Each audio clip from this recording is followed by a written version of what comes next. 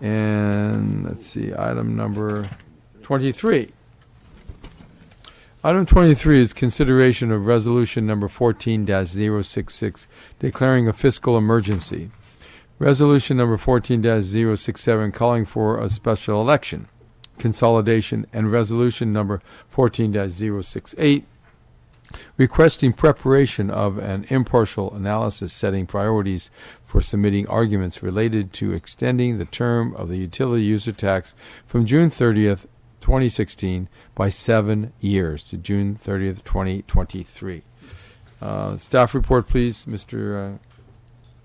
City Manager, or your staff, or your city attorney, if you prefer the city attorney do it. Mr. City Attorney, you want to start out? Yes, thank you, Mr. Mayor, members of the council. This item's on the agenda to give the council the option, should it wish to do so, to add to the November general election ballot a ballot measure asking the voters of the city of Carson whether they would be willing to extend the utility user tax by an additional 7 years. In order to add this item to the November general election agenda under state law, you must first adopt a resolution declaring a fiscal emergency. That resolution and grounds which may support that resolution have been prepared for your consideration. It will take a unanimous vote of the council to declare the fiscal emergency. That item should be considered first. If and only if that item unanimously passes, may the council take up the second two items. The second item would be calling for the special election, requesting consolidation with the county in the general statewide election of November of this year. And the third resolution complies with the requirements of the election code by setting priorities for writing ballot arguments for or against the ballot measure and directing the preparation of an impartial analysis to be included in the voter sample ballot and sample ballot pamphlet. The second item, assuming that the council unanimously declares a fiscal emergency, the second item may be acted on only by a 4/5 vote of the city council. And that item would call for and consolidate with the general municipal election a ballot measure to extend the utility users tax an additional 7 years. There are fiscal costs associated with that. I believe we're advised by the city clerk's office that the county of Los Angeles has given her an estimate that to add this to their election in November would cost the city approximately $95,000. We'll round it up to an even $100,000. Those are the legal issues associated with it, and if you have any questions on those issues, I'll be happy to answer them, and now I'll surrender the microphone to the city manager. Okay, Mr. City Manager, please go ahead. Yes, just a couple of observations on this issue, and they're somewhat contradictory because it's on the one hand one thing, on the other hand the other. On the one hand, obviously, you know, we have a general revenue of about 70 million or so, a little bit more, and or at least I hope more. And obviously losing 8 million would be a substantial hit to the general fund. It would have huge implications for the city, the operations, the services we provide to the citizens across the board. And knowing what our budget is likely to be now, is our revenue, I should say, is better to know the sooner the better, regardless. That's on the one hand. On the other hand, I wasn't here when the last effort occurred, but I was in Ventura when we tried to do it there, and it's a big public education campaign. And you have to educate the voters as to what you're doing, why you're doing it, when you're doing it, how the tax works, what it means, etc. And it's a big undertaking. And so, you know, the timing is on the other hand. So those are my two observations. I know they sound contradictory, and they are, because those are just the facts that, you know, that I see.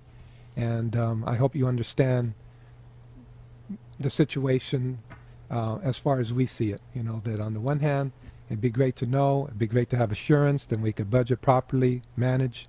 On the other hand, the difficulty of of trying to get that done in a way that, the amount of time that we would have to launch that effort to educate the public. So those are my two observations. Okay, the chair recognizes Councilmember Robles. Thank you, Mr. Mayor. I am in favor of putting this measure before the residents of Carson this November to extend the utility tax. Taking this action now prevents a fiscal catastrophe. To describe it as anything less would be irresponsible. As Mr. Hernandez said, this $8 million is substantial, but combined with the almost $2.5 million structural deficit that we have that we're working through, that's over $10 million to our budget. $10 million, and we had three individuals come up and speak in opposition.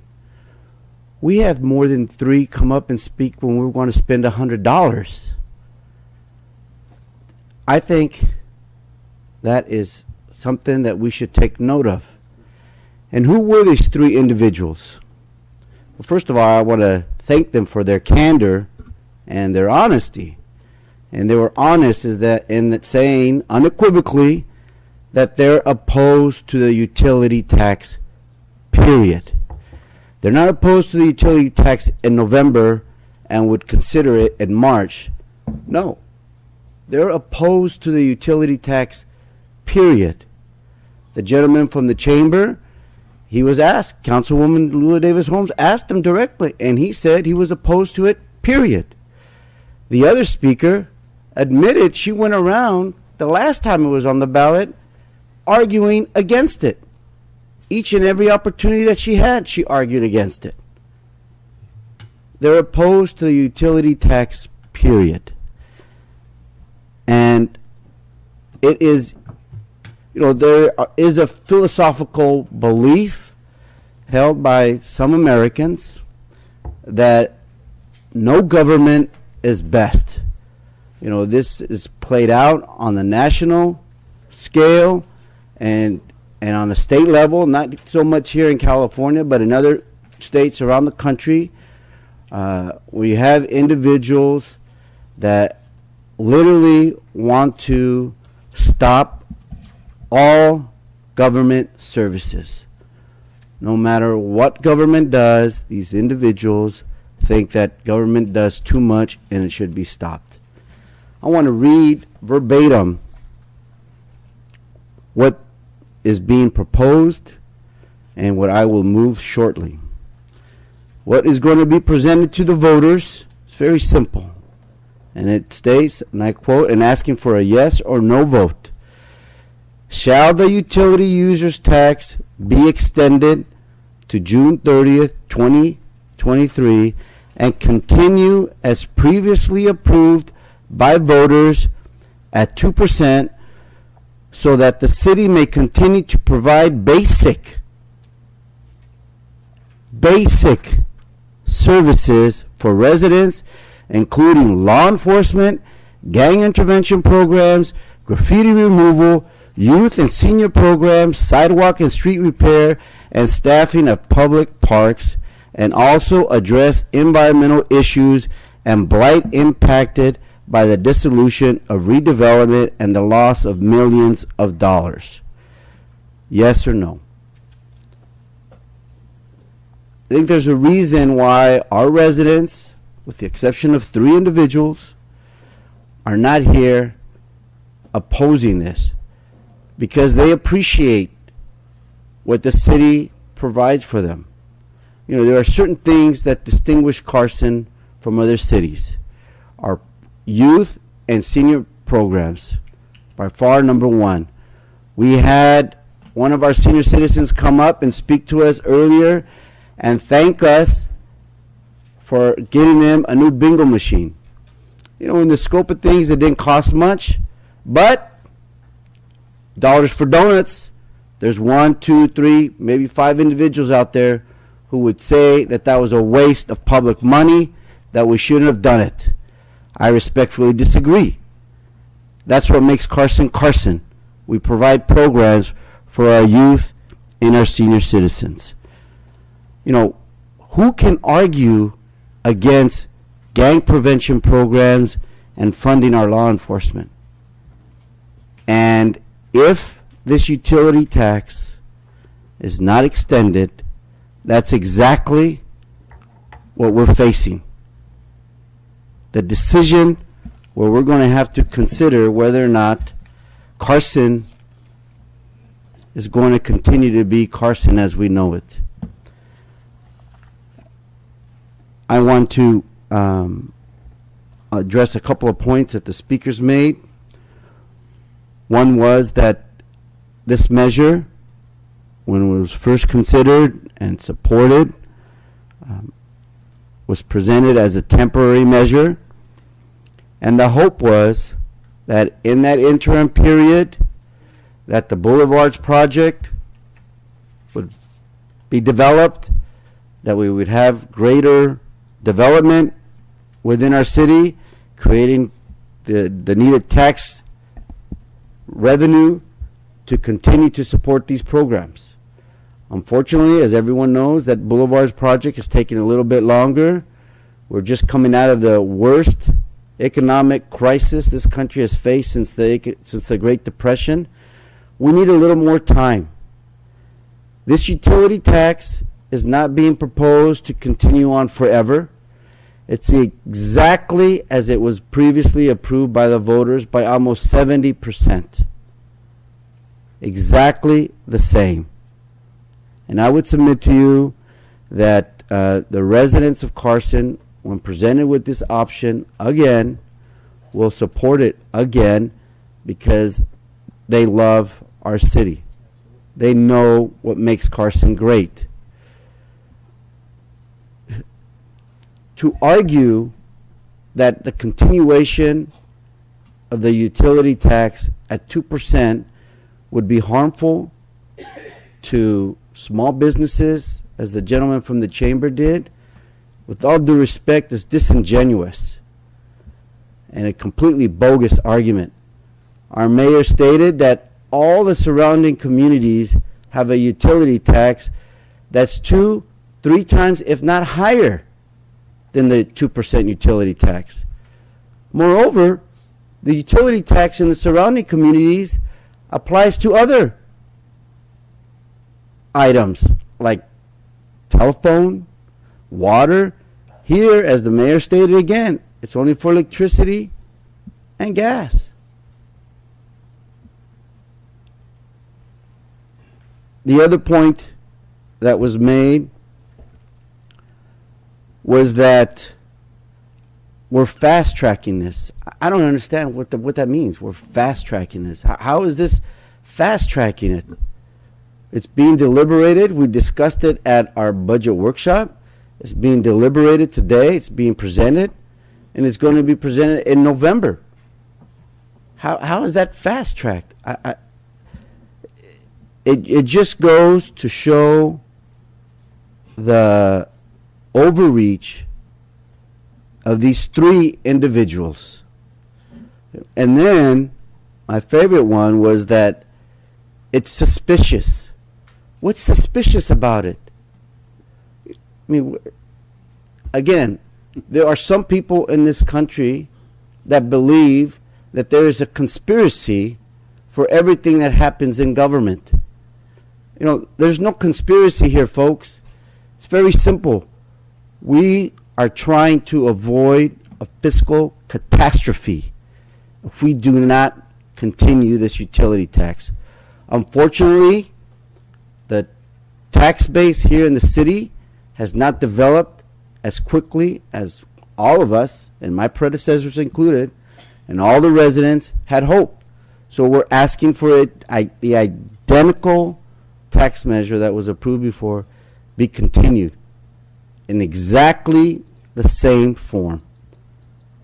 Not one word changed, not one iota other than, well, literally exactly the same. The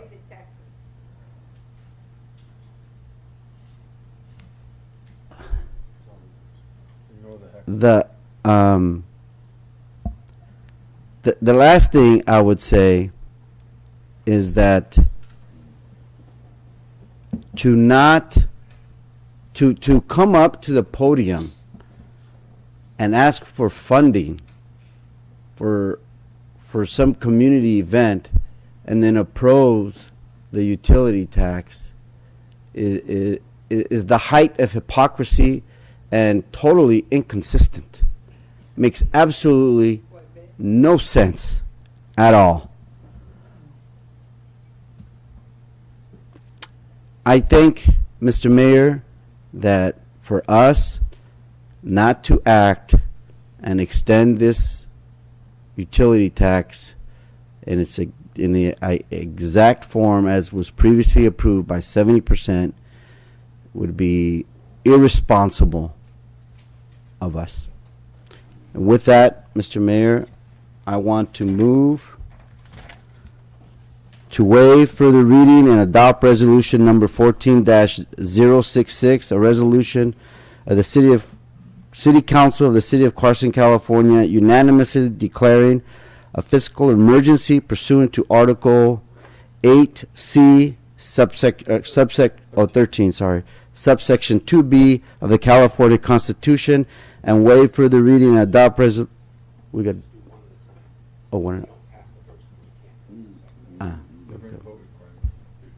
All right. Is there a second to that motion? A second. Second by Mayor Pro Tem Santorino. We're now on discussion of the motion.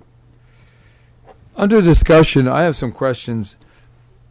If we don't put this on the agenda for the ballot before the voters in November, there are some other options. And I'd like those options articulated by the city manager.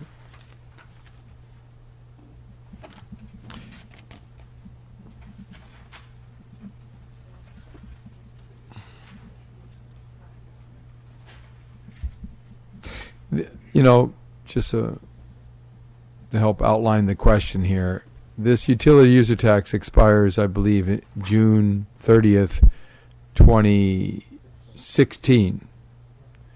So what are the options to put it on the ballot? All the options.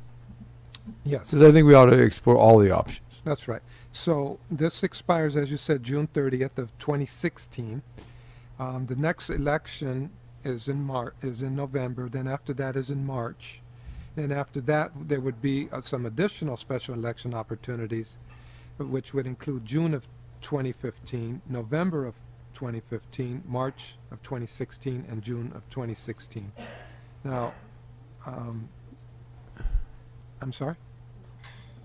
Now, those... I'm sorry, are those consolidated possibilities? Are there possibilities to consolidate? Yes. Those last four you mentioned? Yes. They are? With LA city elections and Los Angeles County. LA County elections Los and Angeles maybe County. community college district, things like that. Yes. Is that correct? Yes. Now, of course, the further you go out, the more problematic it becomes in terms of budgeting and managing if the tax doesn't pass. So that's why I made my comments on the one hand this, on the other hand that, because we obviously need the revenue. It would be a serious hit to the general fund without $8 million. Mm-hmm. There's no doubt about it. You cannot make up $8 million quickly. Okay. I believe there's someone here from a polling company that was used last time. If you could please come to the podium. Yes, please, to the podium.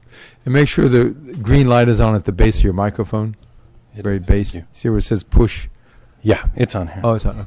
Yeah, could you identify yourself, sir, and tell us Sure. your position and your company's position in relation to the last time this utility tax was on the ballot here in Carson? Sure. My name is Adam Sonnenschein. I'm a researcher at Fairbank, Maslin, Mullen, Metz and Associates, FM3. Excuse me. We were the polling firm that did the research for the city, as well as the associated independent campaign for Measure C back in 2009. So does your company have any opinion or suggestion or a political professional Freudian slip? Yeah. Makes the staff nervous when they hear that word political. Okay, any professional Sure. Observation that you could make?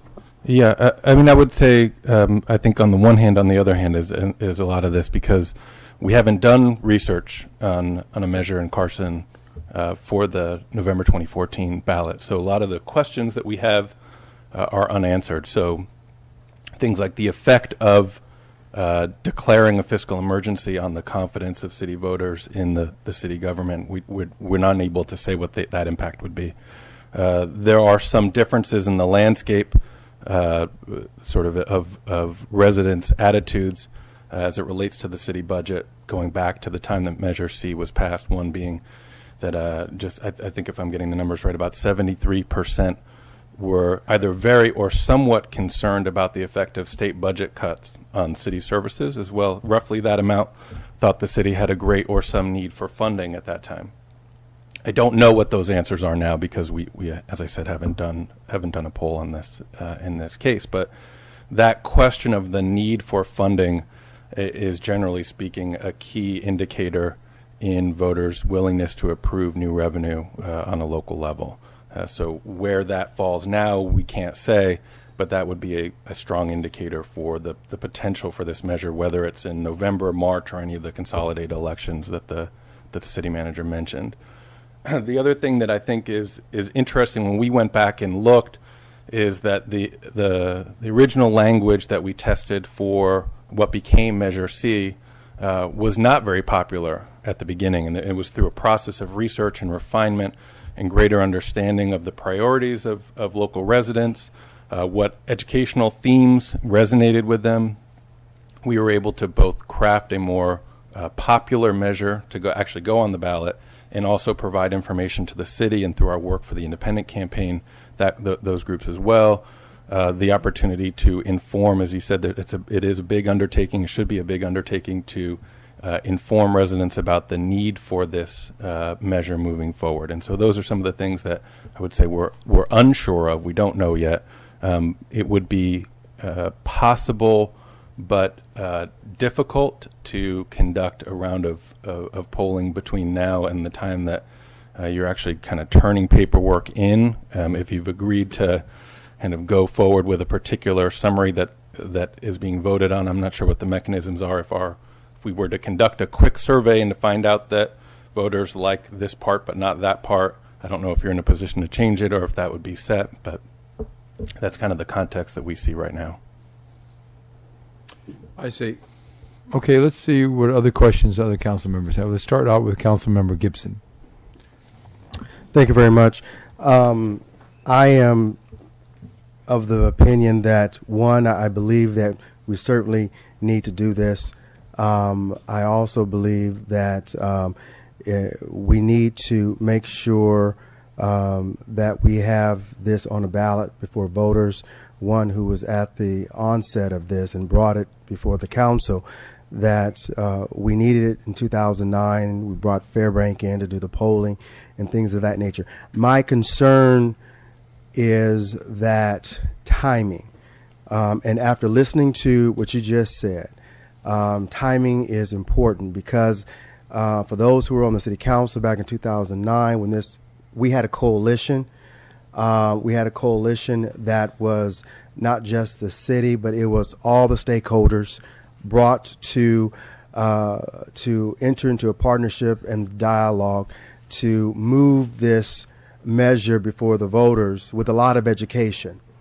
And with that education, I think it netted us great results by being able to, one, pass the measure, to be able to get resources in from the tax to be able to take care of all our essential needs that we find ourselves needing to operate, whether it's public safety, whether it's our parks, whether it's a number of different things, no layoffs and things of that nature. And I think all that is certainly needed moving forward. Again, my concern is the timing of it.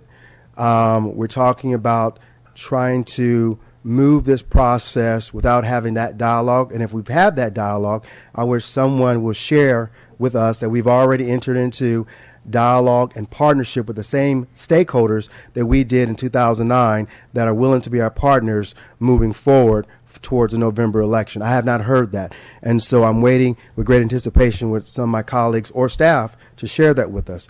Absent that, I think it would certainly serve us best to look at the March election. And the reason why I say that is because it was created during the March election. I was up, and as well as the mayor was up at the same time.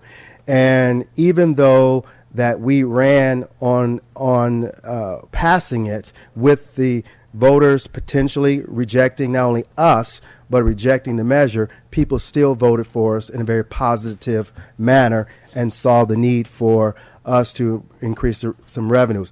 I have a question for the city manager.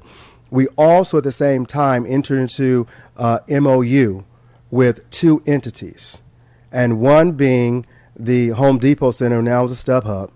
So I haven't heard any discussion in reference to that, because that helps makes that dollar amount from the $8 million potentially shortfall.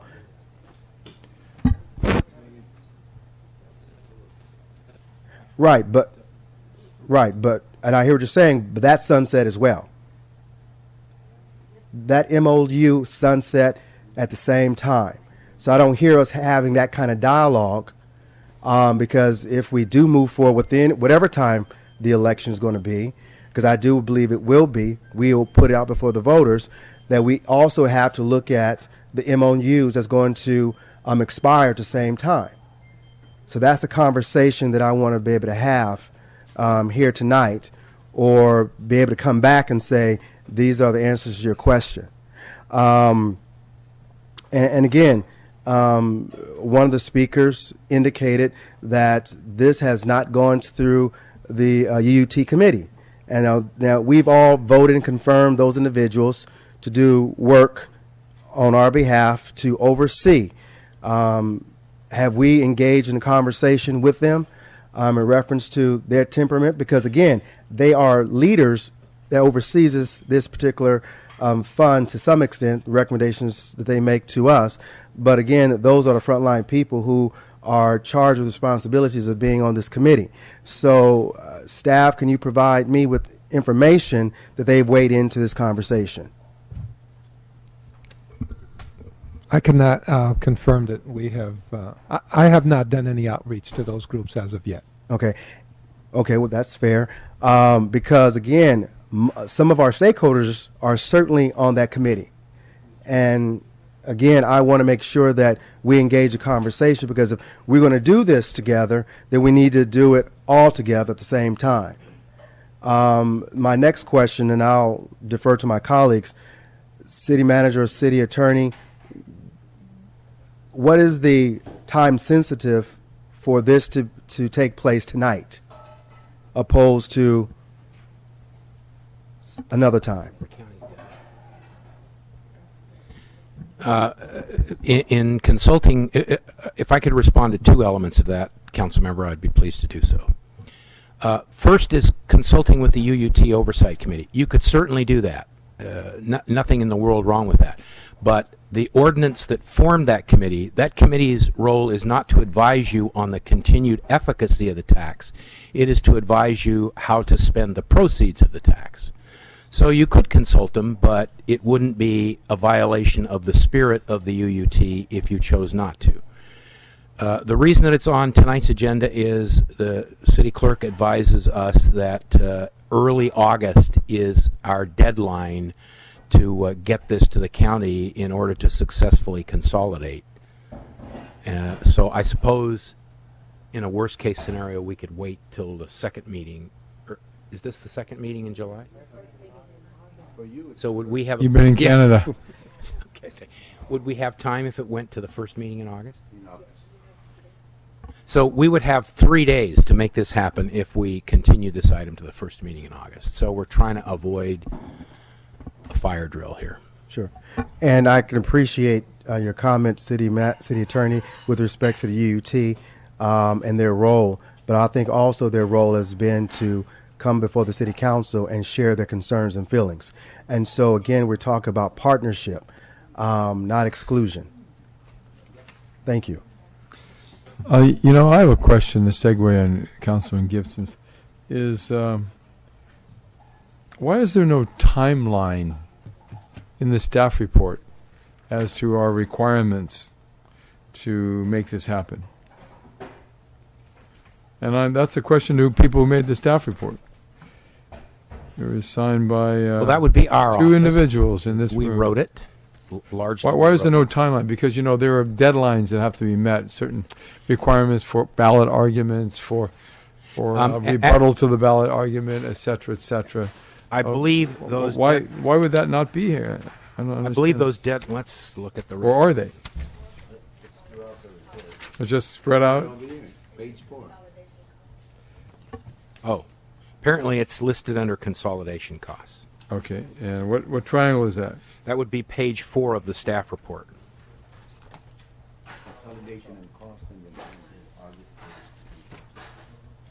Oh, okay.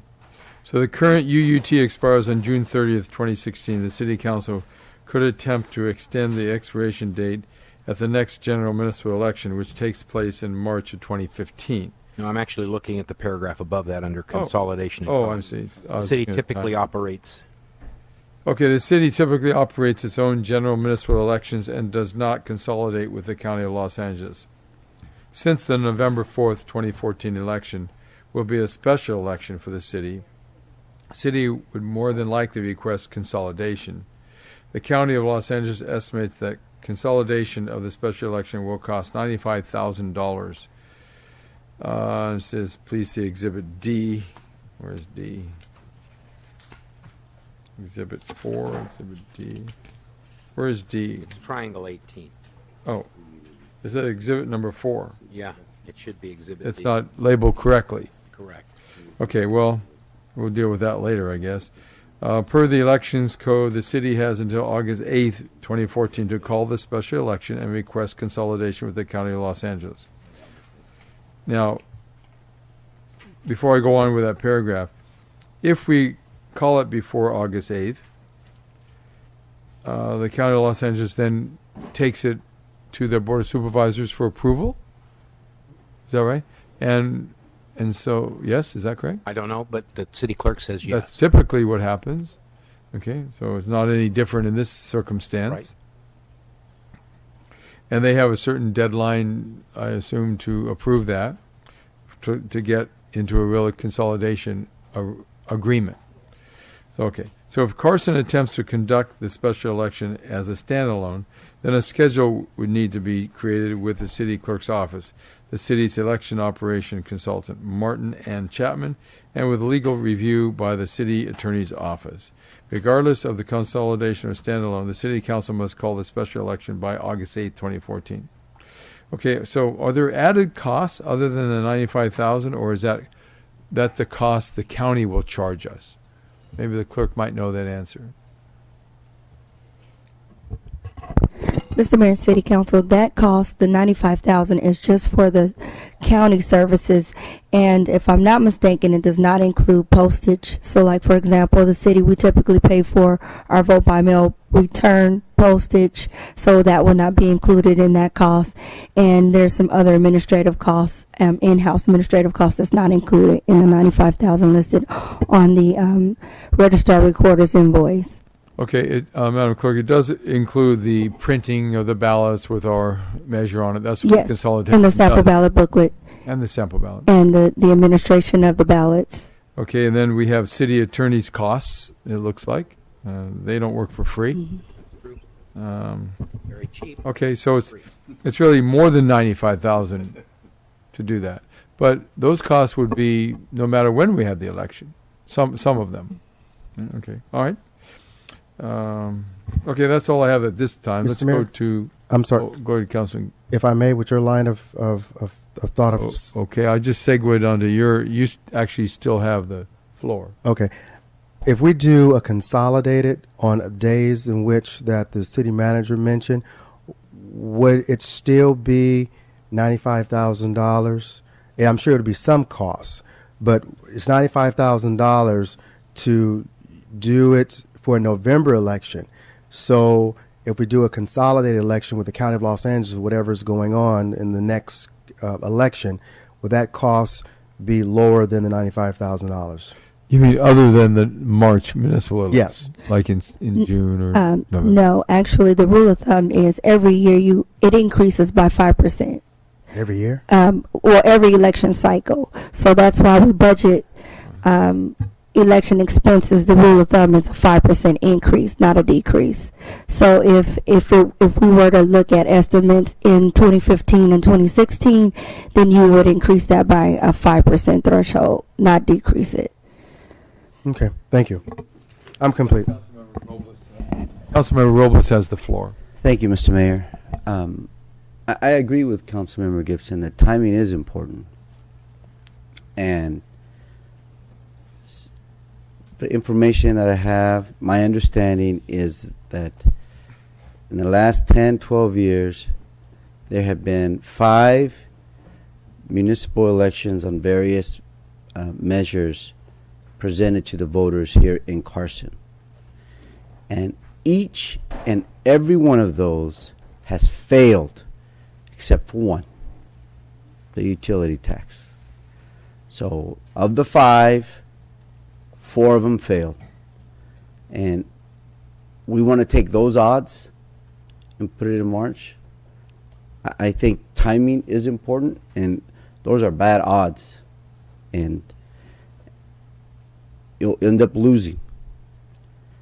I think with respect to Councilman's other comment, with respect to the coalition, the city council, when it did the utility tax the first time, it was phenomenal. You did establish a great coalition.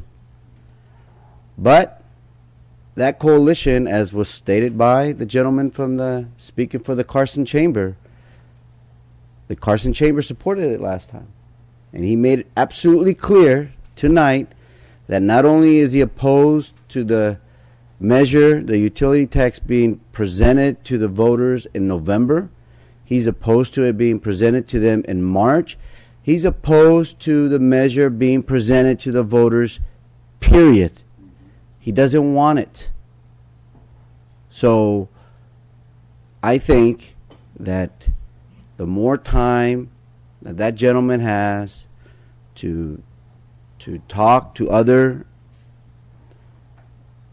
supporters of the measure in the past, he's going to convince them. And that coalition is going to begin to splinter, and we're going to lose even more support.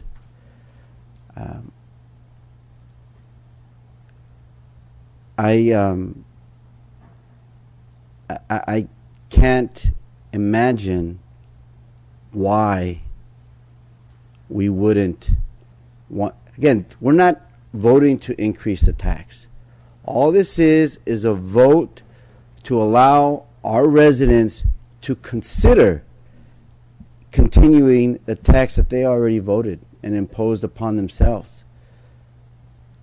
Why we hesitate, why we're not moving forward when we know without a doubt the fiscal catastrophe that awaits us if this measure isn't renewed is beyond me to comprehend. I just can't fathom any reasonable explanation as to why it cannot continue and be presented to the voters for continuation, on the November ballot. Okay, all right. Do we have any other council member? Mr. Mayor? Yes, Chair recognizes Councilmember Gibson. Thank you very much. And I totally 100% agree with my colleague. I think that we should, in fact, get this before the voters of Carson and allow them to make the decision. Again, my concern is that let me go back to John Wogan. I think John Wogan, I haven't seen a position from the entire Chambers of Commerce board taking this position. He is the executive director, and I have not heard that the board has taken a position on saying that they will not support utilities tax like they did in 2009. I heard John Wogan say that he would not, and certainly he has some persuasion as executive director. However, there was a broader coalition other than the Chambers of Commerce that participated in that particular partnership and collaboration. So I just want to underscore that. And when we talk about, and one of the speakers said it, and certainly I would say we're all guilty of it. We talked about our budget, and we talked about the reserves, and we talked about doing this and doing that. We have, in fact, designated money to do certain things, and we knew that this was coming.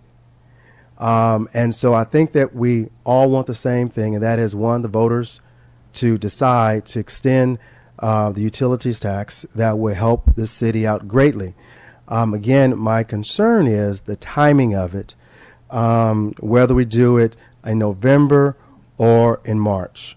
That's my only concern. And then the whole thing with the fiscal emergency, because I'm sure the newspapers are going to run with the first thing tomorrow morning, what the fiscal emergency means while we're sitting on, how much is it, Mr. City Manager? $35 million. $35 million. Right, $35 million. And, I believe that the voters will, in fact, support the extension of the utilities tax. I think, we do the education that we've done in the past. I believe this measure will, in fact, pass, because the voters will realize and recognize that the city is not where we should be based on the economy is just now attempting to rebound. And also, we have a number of projects that are on the board to be erected in our city that was going to bring in great revenue to our city, that's going to make the city a very healthy city moving forward. And so that's my comment. Okay, there's actually, Councilman Gibson, you still have the floor because Councilman Robles wants to segue into what you said. But I'm complete.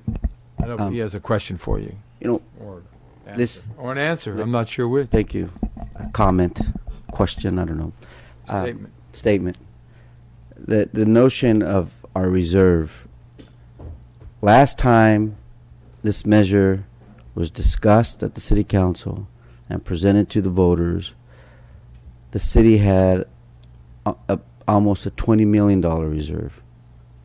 Budget was smaller, so I don't know exactly what the budget was then, but it was maybe 60 million. I don't know.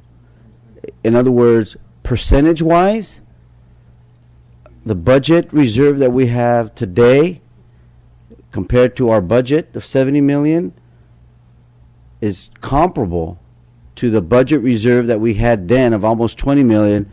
Again, it's arguing that it was like $60 million budget that the city had then. It's the same. That's not, with all due respect, Councilman, that's not a legitimate argument. You supported it once before. And I'll support it again. Okay, let's go to our Mayor Pro Tem Santorina. Oh, I'm sorry. Councilwoman Davis Holmes is queued up. Yes, first. Let's go to her and then him. Yeah. Just a clarification, the StubHub Home Depot Center did not go before the voters. It's a signed agreement that they didn't want it on the ballot because we were trying to put it at the same rate as the utility users tax, and it was a compromise because they had $250,000 that they had said they were going to give to the city in the first place. So the contract or the agreement says it sunsets the same time as the UUT, so we didn't put it out for a vote. We settled for $250,000. Okay, that's what the deal was.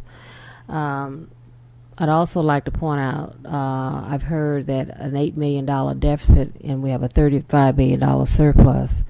In 3 years, we could be bankrupt without any additional revenues coming to the city. Even though it sounds good, feels good, it's $35 million, but you take $8 million plus your 2, and you're looking at $10 million, close to $10 million. We could literally be bankrupt. We're self-insured. We're self-insured. Plus the 2.5. We're self-insured. All we need is one major lawsuit. We need a utility users tax to be passed. I think what I'm hearing right now is the date, the month, and then, that we want it passed. We have an assembly race coming up in November, and we have a council race coming up in March. We had a council race 29 when it was put on the ballot. So that's what's going on right now, in my mind. And so what I'm saying is, I think we're of the mindset of all of us that there is a need for this utility user tax, and that is the when we're going to put it on. It's what the conversation is the when. And I also know that it takes 5 votes to get it on for November. And I've heard loud and clear that we don't have it. And that's what I have to say. It takes 5 of us unanimously to declare the emergency, and then it takes 4, if it is declared, to pass it. So to get to step 2, you got to first get 5 votes to declare. Okay, let's now go to Mayor Pro Tem Santorina. Has the floor. Well, I'm just, okay, well, I was serving, of course, this council when this was first passed. And I'm glad, Council Member Lula Davis Holmes raised that issue with respect to, the Home Depot at that time. Yes, flatly said, okay, well, we're not part of that. We just want the $250,000, and that's it. And there's another company another major player at that time, that was not. It's not only one. Or BP. Oh yeah, at that time, And the Walton BP. Land Company. Okay. And And Steve Hopkins. well, I'm just trying to recall what happened in the past. Now, in terms of timing, either way, November, March, to me, the bottom line of that is what the people would truly understand out of this. And I certainly admire the explanation of Councilmember Albert Robles in terms of correctly and accurately, giving us all the details as far as advantages and the facts and figures of the numbers. For as long as the people will understand exactly, and we are so accurate in presenting to them a correct analysis, if we give the people the necessary tools to understand what would happen to the city and what will not happen to the major services that we provide to our citizens, I have no doubt in my mind that the citizens will definitely know what to do. We are just instruments and tools here to give them the opportunity, to decide. Okay? But if we are going to be, our staff especially will be and the city attorney will be responsive, will be able to honestly, just honestly present the problems, then they will be in a position to decide. We did this before, and I don't see any reason why we cannot do it again, considering that our city attorney is still here, and now we have a new city manager, assistant city manager, and the staff. You know. Okay, and we also have another good attorney, council member here, Albert Robles. You can make that as a part of the committee. Okay, committee is a good idea, but not necessarily. You know, I mean, of course, there's no one has got the monopoly of ideas. Okay, so let's work with the committee. But remember, the committee, the UUT committee, was formed after the voters approved it, and that's, you know. So let's proceed and approving number 1, so that we can proceed to approve number 2. Are you complete, Mayor Thank you. Pro Tem? Okay. Yeah, I'd like to say that, the issue at hand is whether or not we should put this question before the voters and when we should do that, not on other considerations. And I appreciate the other comments, but we have to really focus on what we're trying to do here. So I'd like to get the opinion of representatives of Fairbank, Maslin, Mullen, Metz, and Associates. Professional opinion on these type of ballot measures. When are the voters most receptive to this type of measure in a California state general election or in a municipal election? Or what's your experience? Yeah, typically one would want the broadest electorate possible when trying to move forward with a local revenue measure. But the differences in terms of support for a local revenue measure at different ballot types is, I think, significantly less than for, say, a statewide measure. So a statewide tax, you would almost certainly want to go forward on a presidential ballot with the largest percentage of voters participating and bringing in those voters who are less likely to participate in say an off-year election like the one we have this year, who are generally speaking more likely to support a statewide tax. At a local level, that distinction is less meaningful. We've found in the past, and that people feel a stronger connection to their community. You may find the people who turn out to vote at municipal elections they feel a connection to the city. They're one of those much smaller group of people that actually come out to vote in a municipal election. They may be. Now, I can't say in this case. That's something that we would have to learn through a new survey to understand. But that's sort of a general. Another question. You mentioned about timing on survey. Yeah. Any polling company needs to gear up and formulate questions and that kind of thing.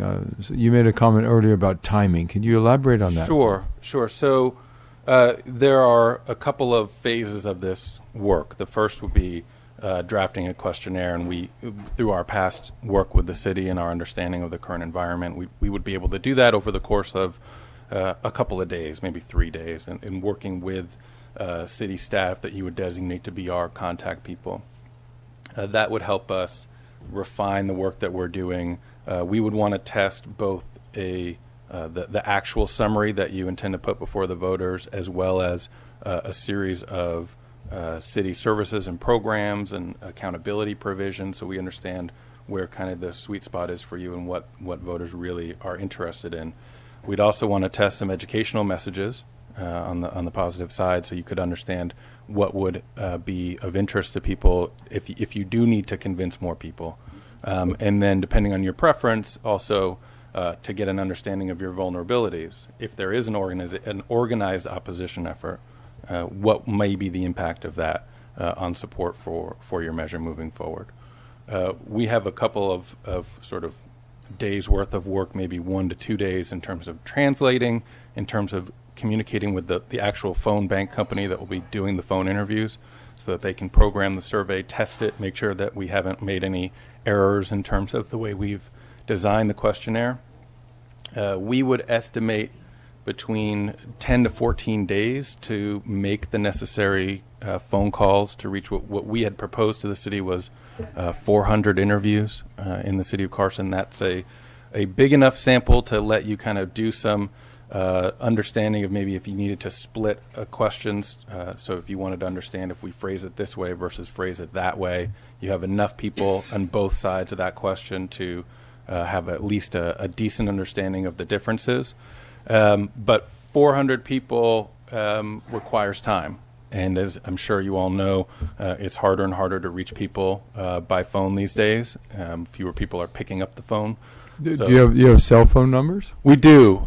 So we have two techniques for cell phone numbers. One is as more and more people go to cell phone only and they don't have a landline, when they're registering to vote, they're registering with their cell phone, and so that becomes part of the database that we acquire. We also have an ability to do what we call a cell phone match, where we purchase other available lists of cell phones with resident names and addresses and match that to the voter file so that we get a secondary number to call somebody, and that helps increase our participation rate by a few percent, so that we usually end up, depending on the community, anywhere from 30 to 50% participating on cell phones. But that would be, for us, I would say 10 to 14 days. And then because you are under such tight timeline and meeting this August 8th deadline and wanting to have survey results that are useful to you, right? It does you no good if we deliver you a survey on August 7th. That doesn't really help you.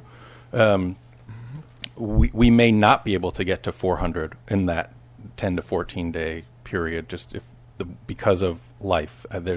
Been a lot. We're finding a lot of variability from city to city, time to time, in terms of response. Summertime, people are more likely to be out of town. Vacation, etc. Okay. Well, and then, I'm sorry, one other piece of that on the back end, it would be about 1 day for data analysis and cleaning and scrubbing that data so that it's useful and able to be delivered to you. I see. Well, this kind of goes back to my previous question to the staff, not to you, about the timeline here. Again, maybe I'm missing it, but I don't see a timeline in the staff report as to when the ballot arguments are due, when the rebuttal is due. Am I missing it? What yeah, triangle look should I at be looking triangle 14. 14. Okay. Okay. What does that tell me? Section 1. So the ballot arguments are due 10 days after the calling of the special election. The impartial analysis is due 15 days after the adoption of the resolution. That's set forth not in local law, but in the elections code. I see. So all of those dates in terms of when specific tasks triggered have to be accomplished are triggered once you call the election and are set forth, the timing for the same are set forth in the elections code. Okay. That answers that question. Oh, that's all I have at this time. Councilmember Robles, you're queued up. I'm sorry, what was your name? Adam.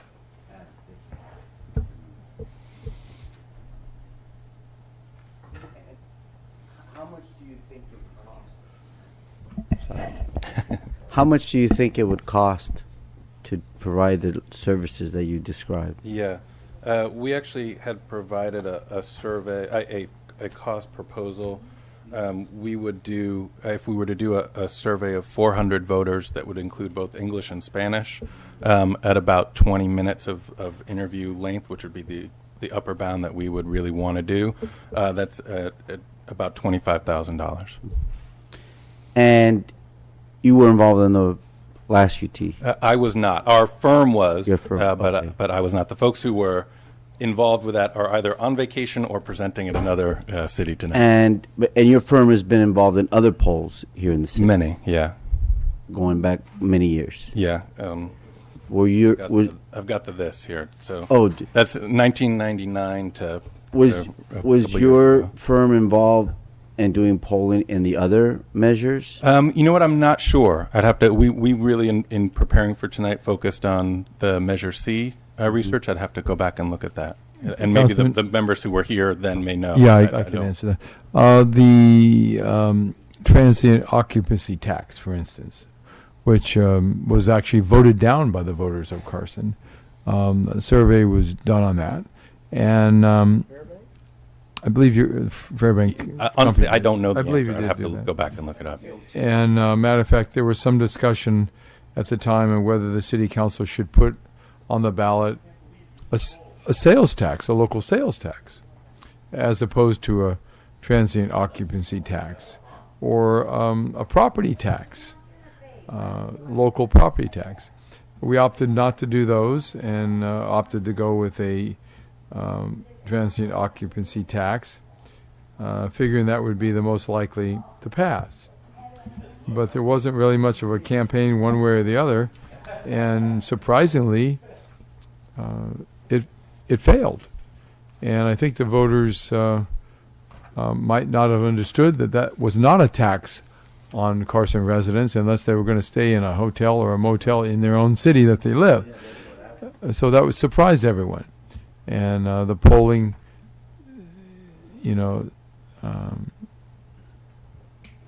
was information that was used to help the city decide what direction to take.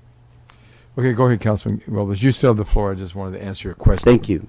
And that was going to be my point, that no matter how sophisticated the polling is and no matter how expensive it may be, at the end of the day, it's not science.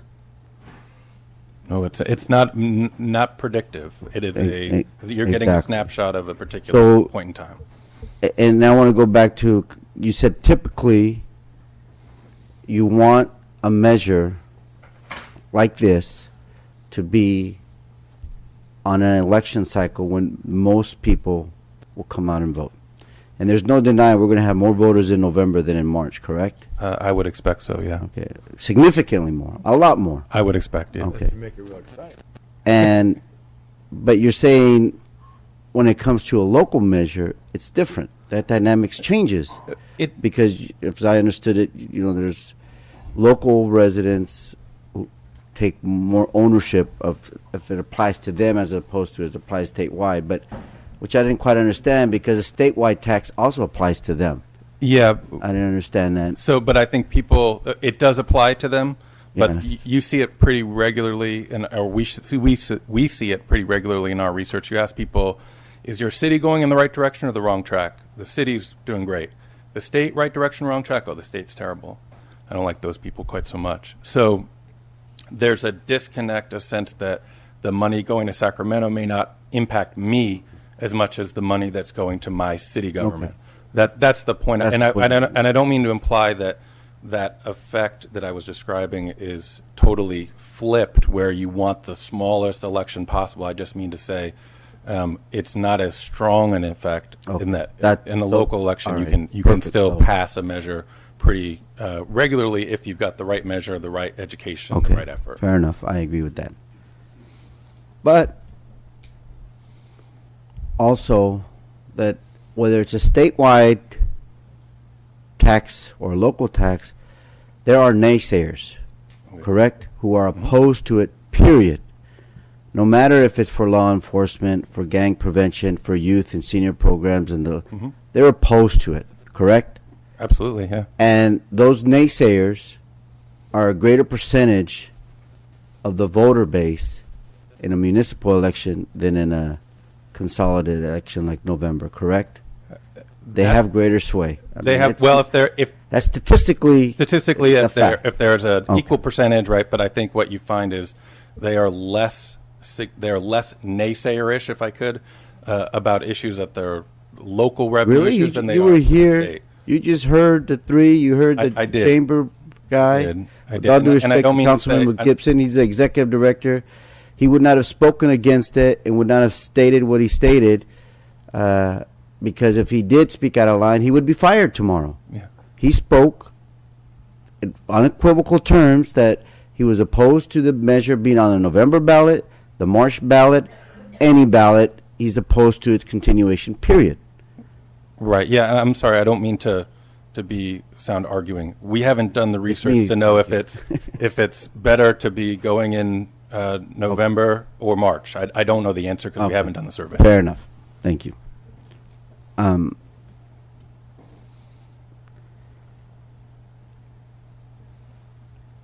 there's no getting around the fact that this utility tax is absolutely critical to the city of Carson's fiscal well-being.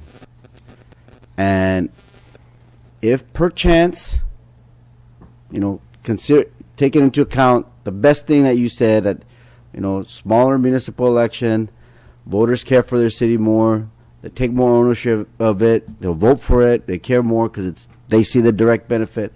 Taking every rosy scenario that you postulate as possible for the March election, it's possible that you're wrong. Absolutely. But if we do it in November, and it loses in November, then we've got March to do what you want us to do, and hopefully prove you right, that what you say about smaller universes and local measures will corral the residents and hopefully have that rosy picture that you describe as possible. Not saying that it's going to happen, but as possible. Don't worry. Relax. You'll have a chance to make a comment. So I think, if anything, that bolsters the argument for doing it in November. So we have the fallback position of a March. Because if we do it in March and it loses, we are in trouble.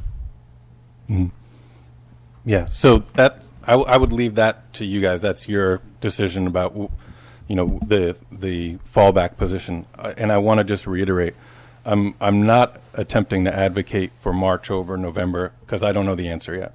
When we do the survey, if the survey shows that November 14 is a great opportunity, we'll say go in November. If it looks like maybe you need a little more time to communicate, maybe you need to lay some more groundwork, maybe people are turned off by the idea of a fiscal emergency declaration, maybe they're not as concerned about the state of the city budget, then we would suggest that you wait until March. We may tell you, March doesn't look so good either. I just don't know until we do a survey and we have results. Councilman Robles, are you complete? Let's go to Councilmember Gibson. Thank you very much, Mr. Mayor. A couple points I want to bring out. Your cost will be $25,000 roughly.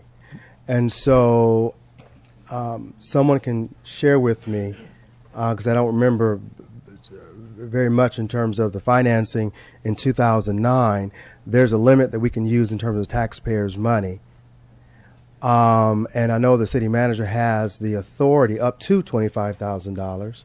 That, in fact, could be his authority to conduct a survey, just hypothetically speaking. However, there are other costs associated with the campaign, and those other costs as associated with a campaign have yet to be looked at, viewed, and calculated in terms of this measure viability and before the voters, because we can all go out like we did last time and certainly educate the voters and things of that nature, but there's a limit in terms of what we can do and our outreach. There was a coalition that was built that did what we couldn't do and also use money that we cannot use in a campaign to engage voters around the significance of why this ballot measure needs to pass. And it also included, if I'm not mistaken, fire as well as law enforcement, meaning sheriffs. And so I just throw that out to raise the level of discussion, if there be any. Adam, you also made mention, and I want to get your opinion.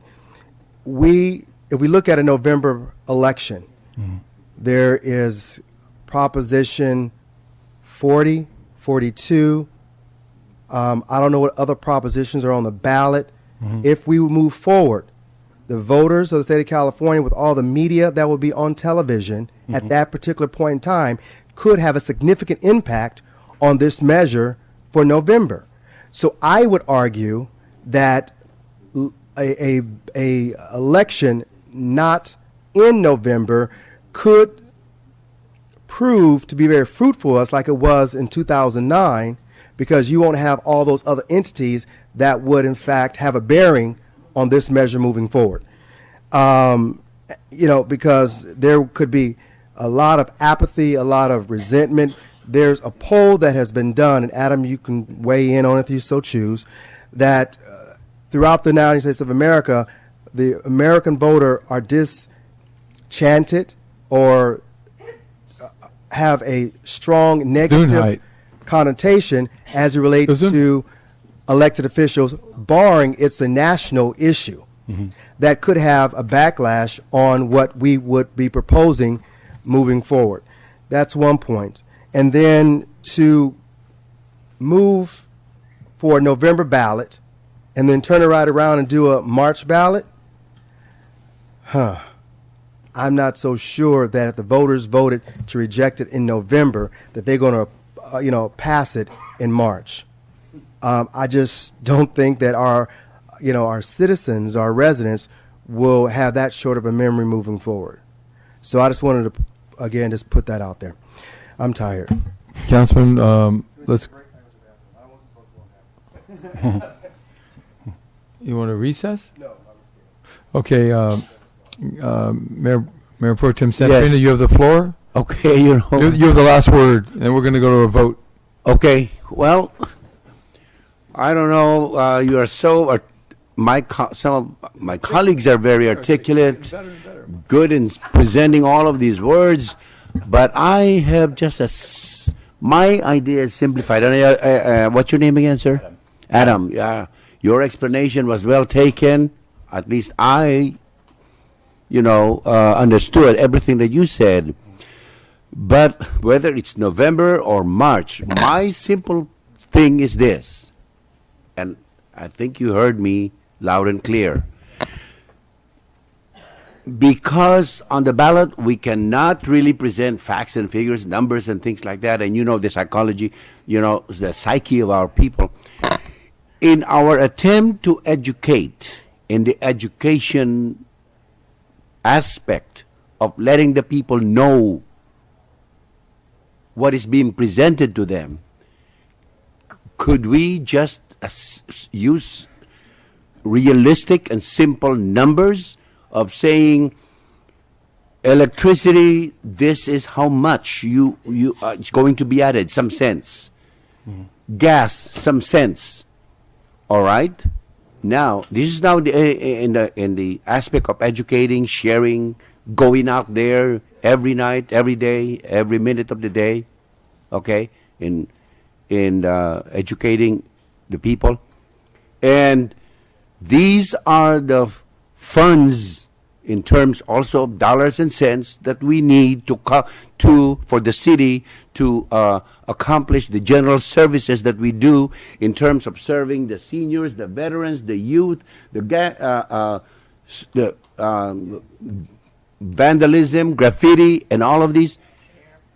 Our law enforcement. Just like that. I mean, I'm just as simple as that. I mean, I don't know if I'm simplifying it too much, but just dig me in that kind of presentation to the people. Education, reaching out. And the people know. I know it. I know the citizens of Carson. They are intelligent enough to understand only if you are able to present in simple terms, understandable, that this is what we would like to accomplish. Because in the absence of this sense here, then we will not be able to provide you with these wonderful services, or we will not be able to continue doing all of these for our seniors, especially for our juniors, Right. But if you are going to allow us to do this, then we will provide you and kind of, give them. Yeah, I'll just give a quick response, and I hate to sound like a broken please. record. I don't have the data because we haven't done the survey, so I don't know which message will work best. But if we are to design a questionnaire, I think the first message that we would use and that we would try to find a way to say as many times as possible whether this is in March or November or next year, this is not a new tax. This is a continuation at the current rate. Nothing is changing in terms of the taxes that you're paying. We're talking about continuing to do what you've been doing so that we can maintain the services that you think are so important that the city has been providing to you. I think certainly, as I mentioned, the question of the city's need for funding to maintain these services is going to be a crucial point in the deliberation that voters have. And so as you're suggesting, some simple depiction of how the current UUT money is used now and what it supports and why that's important would be a central message, I would assume, of your campaign. And you are the experts. You know how to frame them. You know how to put all of those, in simple terms, present them to the people. Okay, let's go to a vote on the motion that's on the floor. Council members, please cast your vote.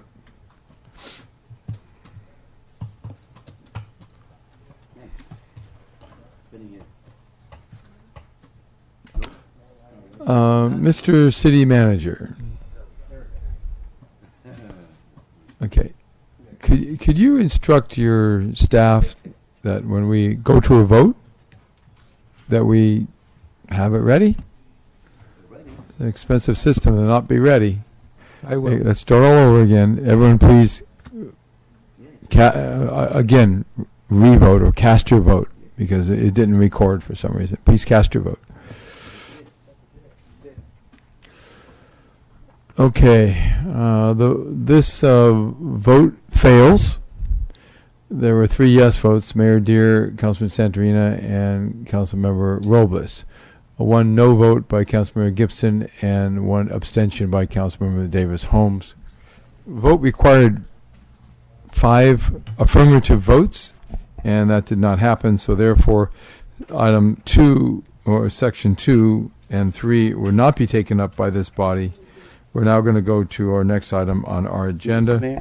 Yes, Councilmember Robles. Under this item, I'd like to make a motion that we direct the city manager to contract with Fairbanks under his authority for the $25,000, and that this item, and that they do the poll research and their analysis, and they provide the report to us before the end of the month, and that this item be presented to the City Council on the August 5th agenda.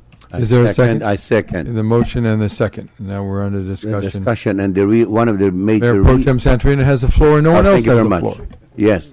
And I really would like to feel the pulse of the people, and I'm glad that the Councilman Robles, made that motion. To me, the bottom line, decision makers here are the people.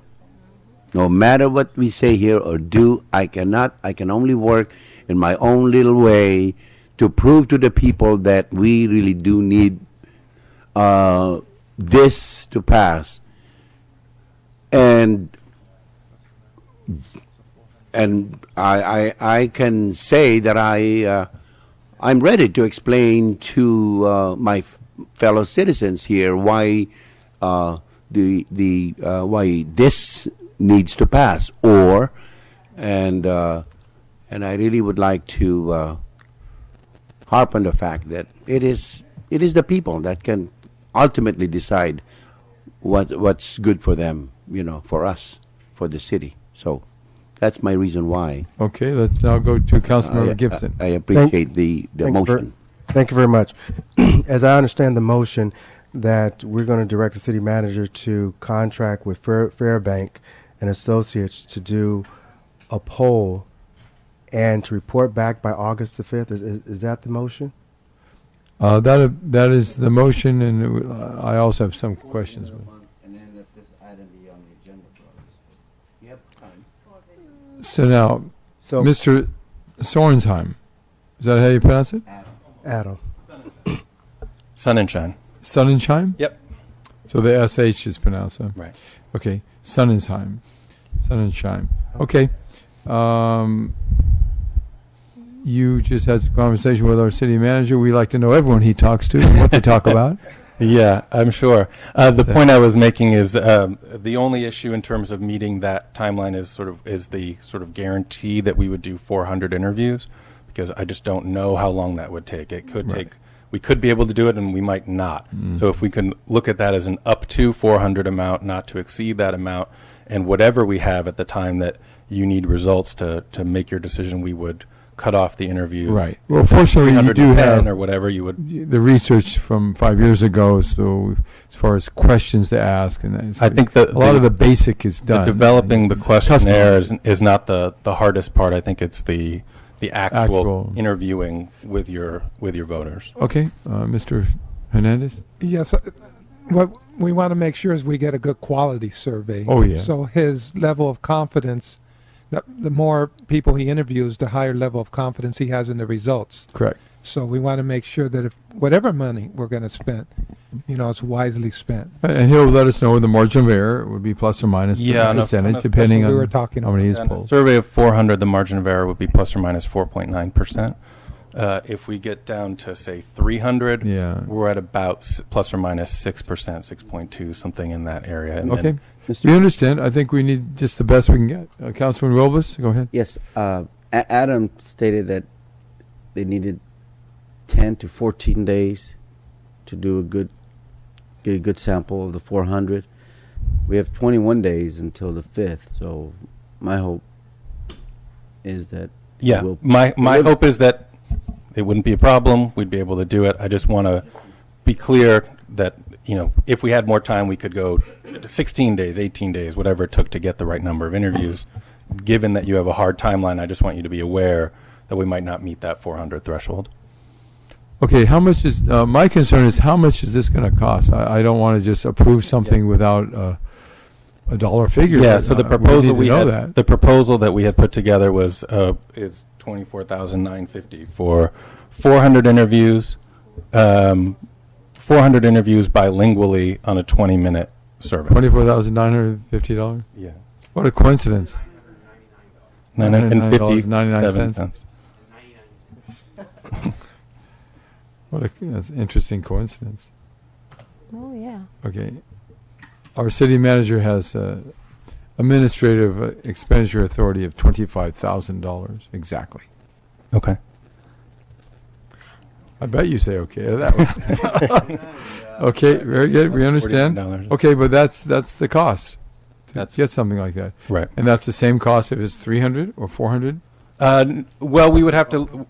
It's less if we would have a smaller sample size. I'd like you to sharpen your pencil a little bit. So we can, if you want to, we can think about the other ways to reduce the cost if you're concerned about that. Instead of 20 minutes, we can do 18 minutes or something like that. That gets you a lower dollar figure, just a couple less questions that you're able to ask over the course of your questionnaire. Well, I would like to authorize the city manager to negotiate that with you. And Okay. his job will be to negotiate it down as much as possible and still get a quality result at the same time. So, I know you get what you pay for, but Right. especially in polling. Mm-hmm. But anyway, the city manager can use his discretion. Is that, well, it hasn't passed yet, so we can't ask that question. But if it were to pass, we can put it in the motion to say we have the city managers, all like a friendly amendment that we authorize the city manager to use his discretion and his administrative authority to contract with the polling company. Mr. City Attorney? He actually doesn't need your authorization to do that. He could do that unilaterally. Yeah, but he really likes to know what we think. That's true, but I'm just saying he doesn't have to have your authorization. Okay. Mr. Mayor, Yeah, yes, Councilwoman. I have Actually, well, good. I still have the floor, so you have a question you want to segue in. just a statement, and I think it's important, and I know they're the experts in the field, but our seniors and our low income are exempt from this UUT. And I think that needs to be a reminding point that all seniors, and not very low, Mm-hmm. they're exempt. Income residents. Low income, and I think that needs to be out there because that was something that it's in the tax. Yeah, be the same as it was. in the survey. Right. Okay, let's go to Councilmember Gibson. Thank you. So you'll come back and share with us your poll results by the first council meeting in in August. August 5th? August the 5th. August 5th. You can do that? We can. Okay. And then to the city clerk, we have we have until August the 8th to place to take an action to place something on the agenda and then potentially before the voters in November. Is that correct? Yes, Councilman Gibson. We have until August 8th to request a consolidation with the county registrar recorder's office, which will give them time to receive approval from the board of supervisors to allow us to consolidate on their election. Okay. And if for some reason that were not to happen, we still could have the election. It would just be a standalone special simultaneous with the other election with separate ballots and everything. Very expensive. A concurrent election, Mr. Mayor. Concurrent? Yes. Thank you for the terminology. Mr. Mayor, Okay, Mr. City Manager. for my benefit, can I ask the city clerk to read back the motion that is, Yes. so I Let's can have the understand? motion read back, please. Mr. Mayor and City Council, I understand the motion to be that to direct the city manager to negotiate a contract with Fairbank Maslan and Associates to the tune of $25,000, and that they bring this item back on the August 5th agenda. And the maker of the motion is Robles, and the seconder is Mayor Pro Tem. Mayor Pro Tem Alito Santorino. So what I'm bringing back on August 5th is the results of Of the poll. And this item. and this item as well. Yes. Right. Okay. That's the motion. All right, got it.